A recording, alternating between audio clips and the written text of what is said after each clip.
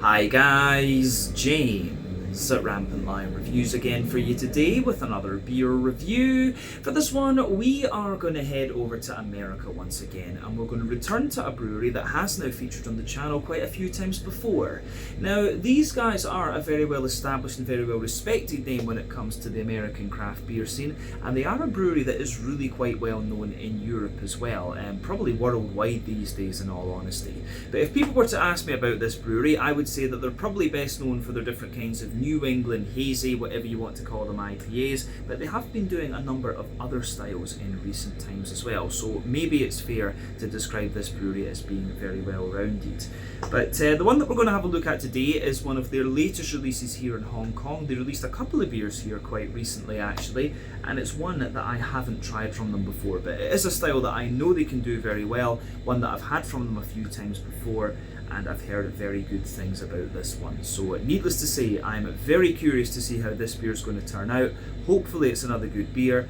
Hopefully it makes for an interesting review, and as always, I hope that you guys watching enjoy my take on this one as well. So yeah, for this review then, like I said, we are going to head over to the US. We are going to go to the state of New York in the kind of northeastern part of the country, and to be specific, we are going to go to Brooklyn in New York City, and that means that we're going to have a look at another beer from the wonderful Other Half Brewing. So this particular beer is called Green Diamonds. It comes in at 8.5% ABV, and this is another New England Hazy Imperial Double, whatever you want to call it, IPA. So yeah, the first solo brewery beer review that I did involving Other Half came maybe about 2 years ago on the channel, and then I reviewed another one of their beers a few months ago in fact, but prior to that I'd only ever done collaborations involving these guys, and then I went to visit the brewery in New York, which was pretty awesome. So quite nice that I can find their beer so easily here in Hong Kong of all places, but it was a wee bit difficult to get a hold of them over in Europe, but I think that is starting to change because they've upped their capacity quite a little bit over the last few years from what I understand. But yeah, this one has Galaxy and Amarillo in it, two hops that I enjoy very, very much, so I think this one should be really quite nice. So let's crack on with this one and see how we go. Very nice to return to Other Half after about 6 months or so, if memory serves me correctly. So yeah, Green Diamonds from Other Half in Brooklyn, New York, over in the US. So, as always with my reviews then, I'll tell you a little bit about the brewery before we taste the beer. If you want to get straight to the tasting though, just fast forward. All the usual links can be found in the video description below. That's the brewery website, the link to my other reviews that I've done from Other Half Brewing before, and we will no doubt add more to that list at some point in the very near future. But there's all the usual social media down there. If you want to see more reviews, do please consider subscribing to the channel. The support that you give is massively appreciated, and remember, you can go into the channel homepage and search for beer using the geography tagging system. So just go in there, use the little search bar, put your hometown, state, county, province, whatever you like. If I've reviewed beers from the area that you search for, they will pop up. Failing that though, you can check out the playlist of beers from different countries. You'll find this one in the American playlist along with a number of other things. That's being added to very regularly, of course, because we do get a good selection of American beers here in Hong Kong. But do make sure you check out the playlist of beers from other countries as well, because there are some very interesting things on the channel these days, even if I do say so myself. But yeah, let's go on to my brewery notes then, and I'll tell you a wee bit about Other Half Brewing once again. So, Other Half Brewing, as I've mentioned to you already, are based primarily in Brooklyn in New York, and the company was founded back in 2014 by Samuel Richardson, Matt Monaghan, and Andrew Berman. So, Matt had worked as a line cook and in kitchens for a number of years, and he got really into home brewing during that time as well, and then he decided that he wanted to take that passion and turn it into his full-time career. Samuel, on the other hand, had studied food science in Oregon with a special focus in fermentation science, and he'd worked in various other breweries before getting involved in starting Other Half. Andrew has a background in the restaurant industry, and he was a partner in a number of different restaurants. So together they kind of combined their business skills, their skills from experience within the industry, and decided to go for it. But these days, Matt manages the business side of the brewery, while Samuel is the brewery operations operations manager and also involved in recipe development. And the brewery have grown very quickly over the last few years, and they have their original tap room on Center Street in Brooklyn, which I do recommend you visit. I filmed an out and about video there maybe about 2 years ago now, so yeah, somewhere that you really do need to go and visit. But over the last few years they've opened up various new spaces. In 2018 they purchased the former brewery of Nedlow Brewing in East Bloomfield in the Rochester area, which allowed them to get their beers further afield than before, and also to start a sour beer program as well. This site is on an 8-acre farm, and they experiment there with wild yeast and spontaneous fermentation and a lot of barrel aging as well. 2020 saw them open up a new location in Domino Park in Williamsburg, and then another in Washington DC on Oakey Street in the Ivy City neighbourhood, and this boasts another production facility with 20 taps in the tap room. And the following year in 2021 they opened up new tap rooms in the Rockefeller Center in New York, and then also one in Philadelphia, and they opened up a pop-up location at Seneca One in Buffalo, New York, which was then expanded into a full tap room and restaurant in 2023. Later that year in November they opened another bar in the renovated Ramova Theatre in Chicago in Illinois, and then in January of 2024 they purchased Young Lion Brewing's facility in Canandaigua in New York. I hope I pronounced that correctly, and that can be found in the Pinnacle North complex. But yeah, over the years they've built up a very, very good reputation for themselves. Like I said, for me as a European, I know this brewery mainly for their New England hazy IPAs, but they do a wide variety of other styles as well, and that is something that I need to explore on the channel going forward. But as of June 2025, when I'm filming this review for you, these guys have produced 1,820 different kinds of beer according to Untappd, and that number will no doubt continue to increase as time goes on. But yeah, that is everything I can really tell you about Other Half Brewing Company for the moment. If you want to learn more about these guys, you can check out the brewery website, you can follow them on Facebook and Instagram to keep up to date with all the latest goings on, and you can check out the Untappd page as well to learn a little bit more about all the different beers that these guys have done. So yeah, let's go on and have a little look at this beer itself. So like I mentioned to you earlier, this one comes in at 8.5% ABV. It's a New England Hazy, Imperial Double, whatever you want to call it, IPA. And yeah, it's hopped with Galaxy and Amarillo, which I think should be a really interesting combination. Galaxy is of course from Australia, 14% alpha acid. It's going to give you quite a lot of passion fruit and pineapple, and lots of juicy mango as well, whereas Amarillo is an American hop, 12% alpha acid, and it's going to give you a really big, oily, quite zesty, orangey character. I've not had that too often in New England IPAs actually, but it was one of my favourite hops when it came to the West Coast IPAs. But yeah, really nicely presented this beer once again. This is a 473 milliliter can, one American or one North American pint, I guess I should say. Plain silver top on it there, but yeah, it looks really quite nice, this one, I have to say, and it tells you a little bit about the beer just on the side there. But if we bring it in, there you can see, if the camera's going to focus on it, there you can see the Other Half Brewing Company symbol in this one. So yeah, really nicely presented beer, this one. Green Diamonds, a double dry hopped Imperial IPA as they're calling it, 8.5% ABV. Let's get it out into the glass and see what it's all about. So yeah, this is yet another beer that I picked up from the wonderful Gur Beer in the One Mall in Tsim Sha Tsui in Kowloon here in Hong Kong. They always get quite a nice selection of different American beers. So yeah, Other Half is one that you find fairly regularly in there. I think that's where I bought the last one that I reviewed, which was like November last year if I remember correctly. But yeah, we've got the beer out and into the glass, and it looks pretty nice. I think we've got about 80% of the beer out and into the glass, incidentally. So yeah, before the head disappears on this one, you can see that it's poured with just under a finger of a frothy, I would say kind of cream coloured head there. You can see the smaller bubbles on the surface of the liquid, and then you've got the more soapy ones the further up that you go. But yeah, I think it is definitely fair to say it's more of a kind of cream coloured head rather than anything else. But colour wise, this one's a lovely kind of bright yellow sort of mango juice colour. I like comparing the New England IPAs to different fruit juices because that really is just what their appearance reminds me of. But yeah, remember, the colour of your beer depends on a few different things. One, the type of malts that you use. This goes a long way to determining your EBC rating. Two, the length of your wort boil is going to play a role, because the longer you boil the wort, the more the sugars caramelise, and thus you get a darker colour of beer. But any barrel aging that you do or adjuncts you put into the beer will affect its colour as well, but you don't often have to care about that when it comes to the IPA style category.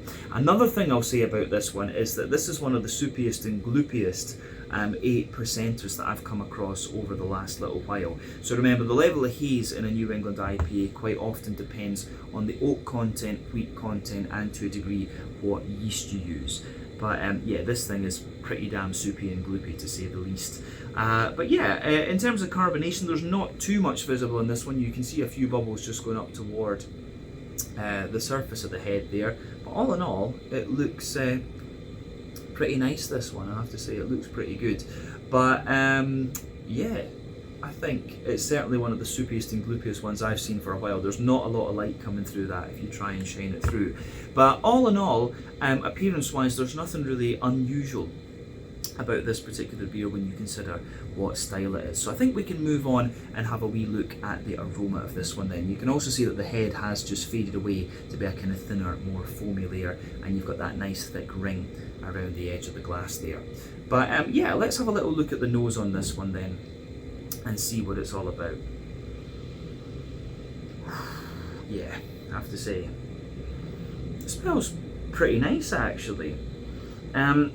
Quite a juicy New England IPA, and other than that, it smells quite well balanced. And what I mean by that is that for me, there are sort of 6 elements. I'm holding up 7 fingers there. There's 6 elements to think about when it comes to your New England IPAs, when it comes to the malty and yeasty side of things. So you've got the sort of more farmhousey, yeasty type character and the more rye lean and grainy side of things. Those 2 elements are a little bit more common in the New England brewed New England IPAs. The style did, of course, originate as a farmhouse IPA, and then it's evolved from there. But as the style has moved to other places and been taken in and played with and things, the focus is more on kind of wheaty bitiness, oaty creaminess, barley malt bread, and also the sweeter side of things. But you do have to remember that wheat and oats from different countries or different areas actually tastes a little bit different. North American wheat, for example, is very smooth, whereas in Europe it's got a little bit more bite to it, whereas North American oats are a little bit drier and European oats are a little bit creamier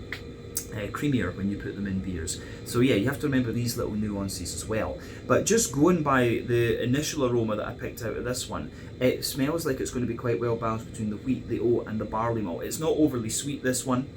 It's got a nice bright green component to it, and you've got a lovely, very soft juiciness to it. So let's just break that aroma down and describe it for you a little bit more in depth, if you like. So yeah, the backbone of this beer, you've got a lovely, very kind of fresh, white bready bread crust to this one. You've got little hints of wood and little bits of cracker, as you very often get. So yeah, little hints of that coming out.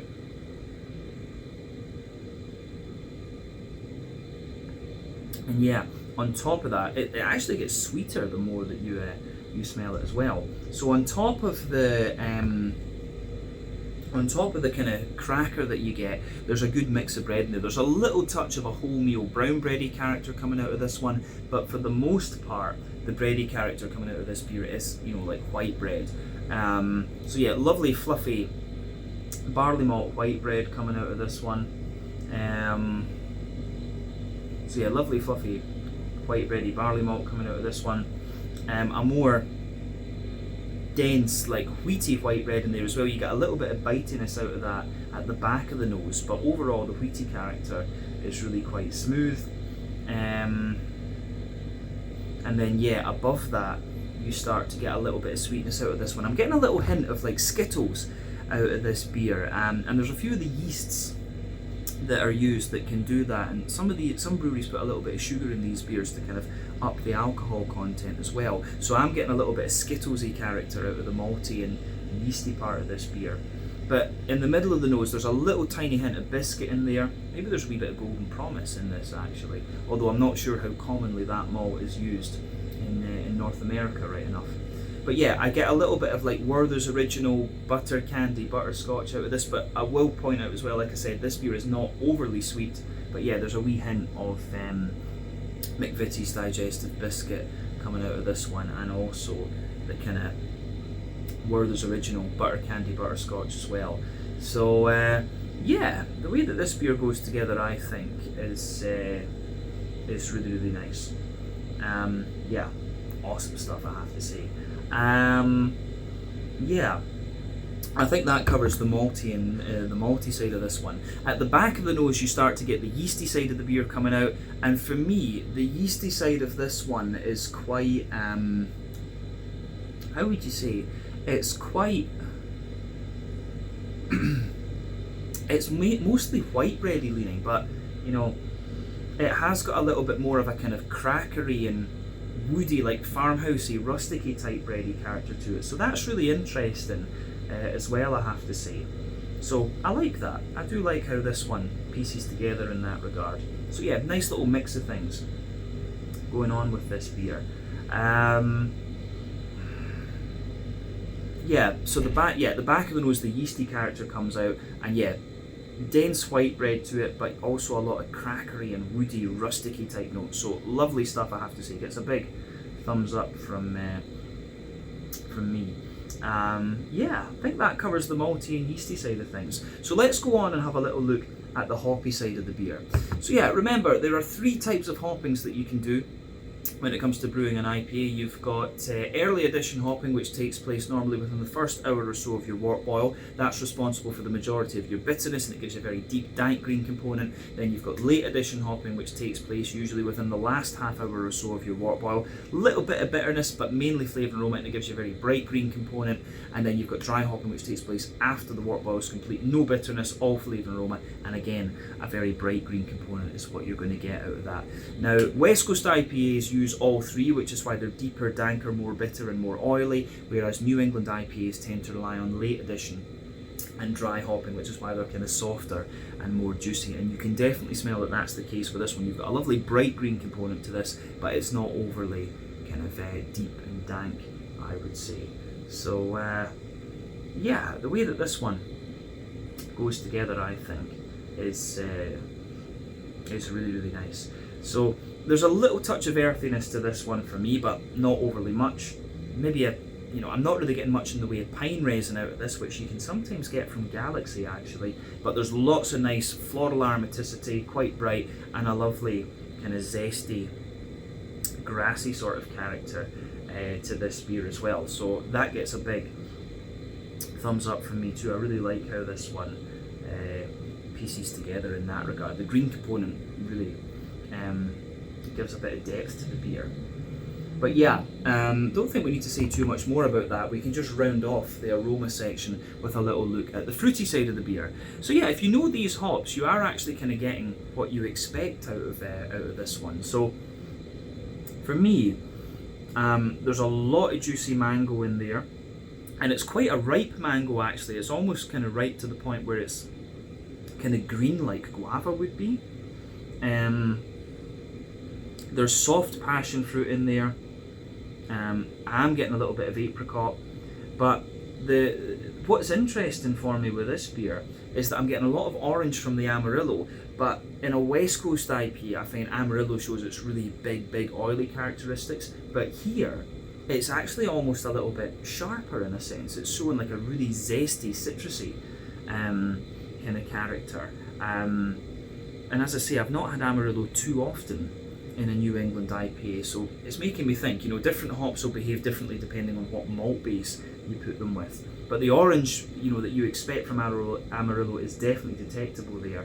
But yeah, it's just coming out that little bit differently. So yeah, quite a little bit of food for thought in this beer, I have to say. So yeah, as I always say, just take a little bit of time to enjoy the aroma of your beers before you get stuck into them. But I think it is about time that we have a taste of this one and see what it's all about. So yeah, this one is the Green Diamonds, an 8.5% New England Hazy Imperial Double, if you want to call it IPA, from Other Half Brewing priced originally in Brooklyn, in New York, over in the US. Let's get stuck into this one and see what it's all about. Sláinte, skål, cheers.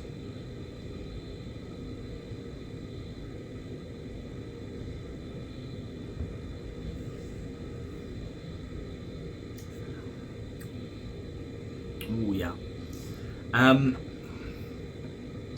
That's a lovely beer, this one. Very soft, very smooth, and just lovely, juicy New England IPA. Yeah, that's the thing, you know, the other half beers that I've had have always been, yeah, that really smooth, juicy kind of character in there. Again, it's very well balanced. The malty backbone in this one's very well balanced between the barley malt, the wheat, and the oats, and you know, whatever combination they're doing here is just very smooth. Lovely bright green component once again, and a very soft, fruity, juicy character. Dangerously easy to drink, this one at 8.5% ABV. It covers its alcohol very well. But yeah, if you do get the chance to try this beer, I think you absolutely will enjoy it. So yeah, let's just break the flavour of this beer down then and describe it for you more in depth, as we always do. We'll start on the middle third of the palate, as we usually do.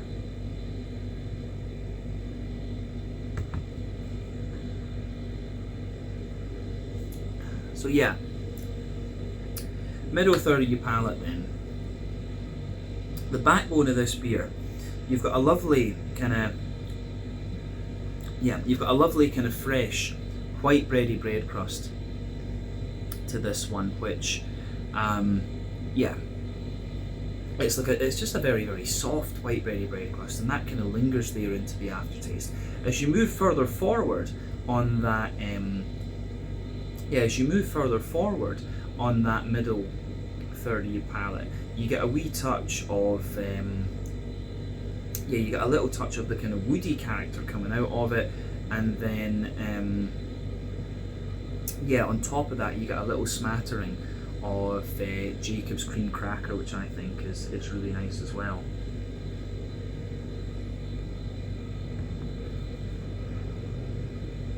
So yeah, above that you start to get the bready notes out of the beer, and the more that you drink of this one, I think you start to notice there's a little bit of a sweeter kind of wholemeal brown bready note in this. So yeah, white bready bread crust, cracker, then a slight layer of a sweeter wholemeal brown bready character, which goes together really nicely. Then on top of that you get a fluffier white bready character coming out of the beer, and the white bready notes in this one are also slightly sweet. I've noticed that about American barley malt and things, it often just comes across as being like really pretty sweet. So yeah, the bready characters that linger there, they get a bit drier into the aftertaste, but for me they come across as being like a kind of sweet bread, if you like. But above that barley malt white bready layer, you can feel the more dense wheaty white bread, and as I've often said, sweeter flavours come out further forward on the palate, more dry and bitter flavours come out further back, and definitely further back on that middle third of your palate, you can feel the bitiness of the wheat, but yeah, further forward it's a lot smoother, which is quite interesting. But yeah, down the middle line of your palate you get you get a really nice kind of down that middle line of your palate you get a lovely sort of creamy you get that kind of more creamy oaty character there. As you move out toward the edges of your palate, you get a little bit more dryness out of it. And the oats in a New England IPA are often quite interesting because they can very often tell you you know, how fresh your IPA is. Essentially, the creamier the oats are, the fresher the beer is, the drier they are, the older it is. But yeah, you will get a little bit of dryness out of the oats toward the edge of your palate, of course. So yeah, nice creamy oaty character down the middle line of your tongue, and then a little bit drier the further out toward the edges of your palate, I would say. So yeah.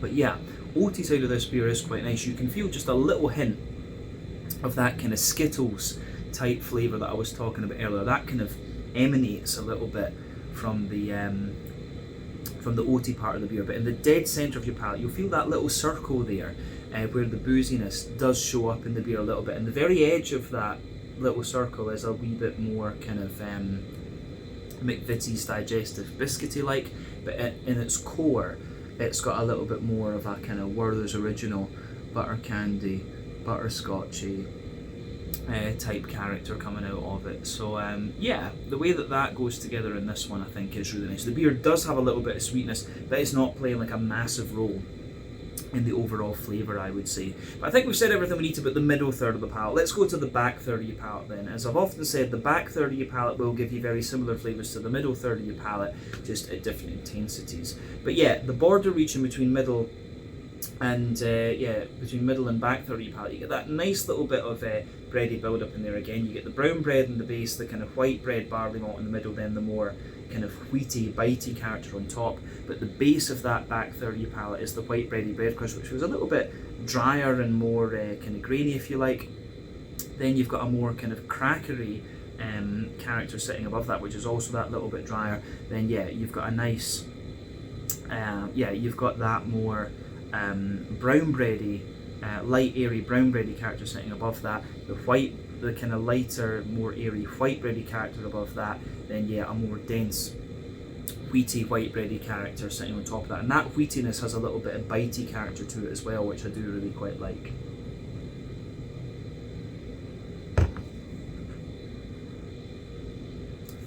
But yeah, on top of all of that, you start to get the yeasty character coming out of the beer.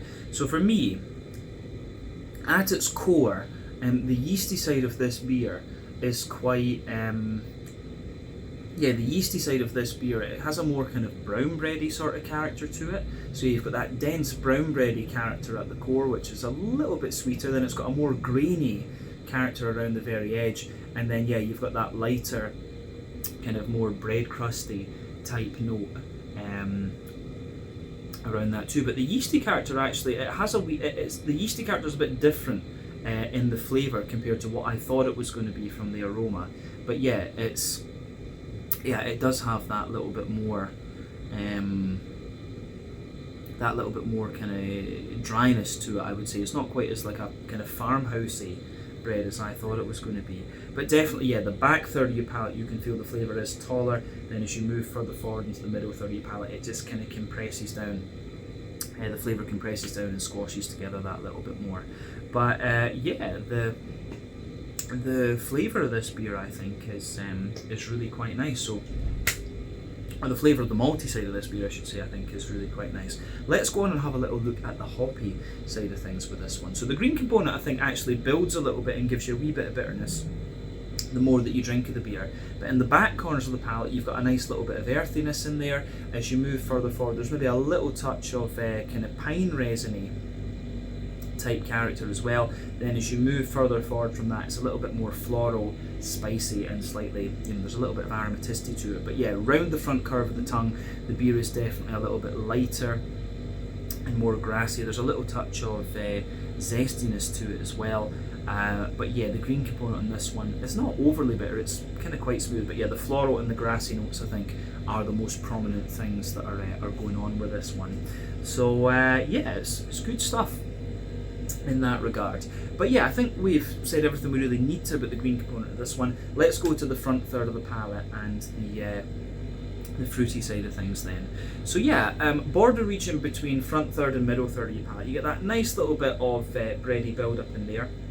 You've got the brown bread in the base, the white bread in the middle, then the more wheaty white bready character on the top. Then yeah, the base of the front third of your palate, you've got that nice white bready bread crust in there, the Jacob's cream cracker on top of that.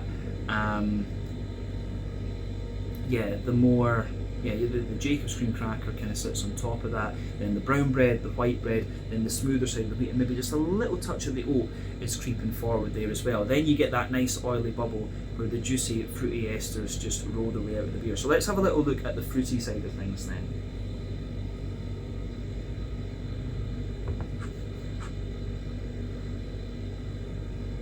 So yeah, fruity side of this beer for me, it's yeah, I would say it's a nice it shows you a good combination of these two hops, in all honesty. So yeah, the back half of that front third of your palate, with the fruity side of things, is all the Galaxy, and the front half is all the Amarillo. So yeah, on the back half, you can feel the softer passion fruit underneath. There's a little bit of mango there, a little bit of juicy mango kind of sitting on top, but not overly much, I would say. It's not the most pungent of flavours. But yeah, as you move further forwards to the middle of that front third of your palate, you can feel the softer apricot underneath, and then a little bit of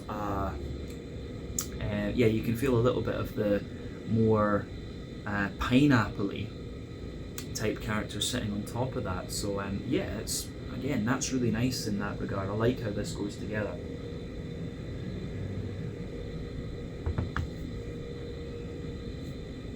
So yeah,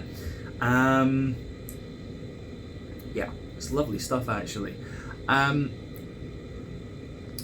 Going forward into the front half of the front third of your palate, you can feel the fruity character sort of oils up a little bit, and you get that nice oily orange that you expect of Amarillo. But as you move further forward toward the front tip of your tongue, it really shows you that big zesty, like orange peel kind of character, and that sort of mixes in with the grassy esters a little bit. It's really interesting to see Amarillo so prominent in a New England IPA, because it's something I've not really encountered before, but it's still showing, it's actually showing the same characters that made me, or same characteristics, if you like, I should say, bad English, in the New England IPA that made me fall in love with that hop in the West Coast IPA, that big oily character and that orange zestiness. So yeah, the reason, yeah, that was the main reason I picked this one, was because it had Amarillo, because there was a choice of a few. But I love Amarillo hop and was curious about it, the New England IPA, and this one certainly hasn't disappointed. What I will say is, though, that the Amarillo does dominate a little bit more into the aftertaste. So to really enjoy this beer, I think you have to be a fan of your orangey leaning IPAs, as I am. So yeah, I would say that about this one. But yeah, I've really enjoyed this actually. The flavour of this one really just suits my palate down to a T, in all honesty. But yeah, I think we've said everything we really need to about the flavour of this one, so let's just kind of round off the review with a wee look at the mouthfeel. So for me,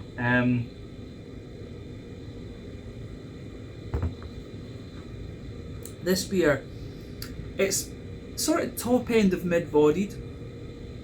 The carbonation in this one is very smooth.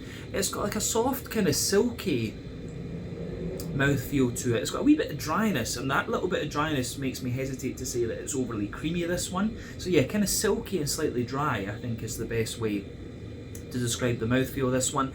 In terms of the IBU of this beer, I think this one's maybe about 30 or maybe 40 at a push IBUs. You can feel the bitterness sort of builds on the side of your palate with this one the further into the aftertaste that you go, and the fact that the bitterness builds is what makes me want to say that it's 40 IBUs rather than 30. But yeah, the malt base in this one, it's a little bit drier underneath, smoother in the middle, and slightly sweeter on top.